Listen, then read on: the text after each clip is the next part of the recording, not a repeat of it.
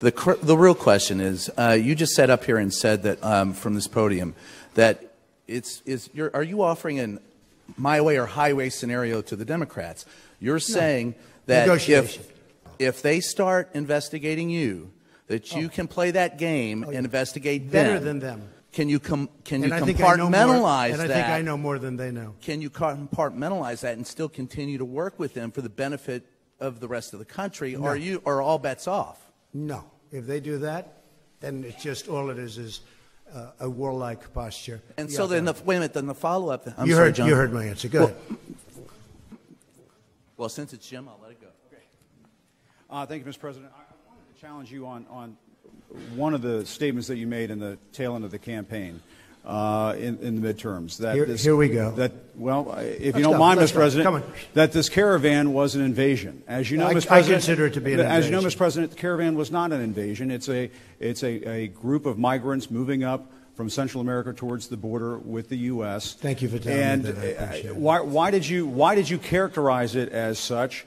Because I consider it an invasion. You and I have a difference of opinion. But do you think that you demonized immigrants in Not this at all. election No, not to at try all. to keep? I want them to come into the country, but they have to come in legally. You know, they have to come in, Jim, through a process.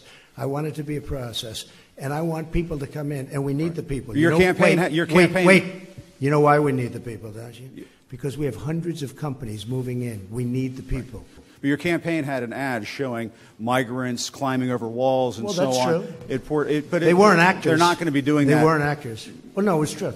Do you think they were actors? They weren't actors. They didn't come from Hollywood. These were people. This was an actual. You know, it happened a few days ago, and they're hundreds of miles away, though. They're hundreds and hundreds of miles away. That's not an invasion. Honestly, I think you should let me run the country. You run CNN, right. And if you did it well, your ratings would be much better. If I may ask one other question, Mr. President. If I may ask one other question, are you worried? That's enough. That's enough. Mr. President, that's enough. I was going to ask one of the other folks. That's enough. Pardon me, ma'am.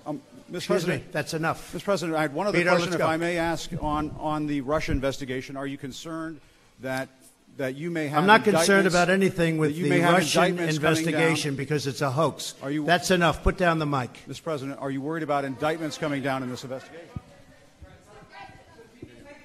Mr. President.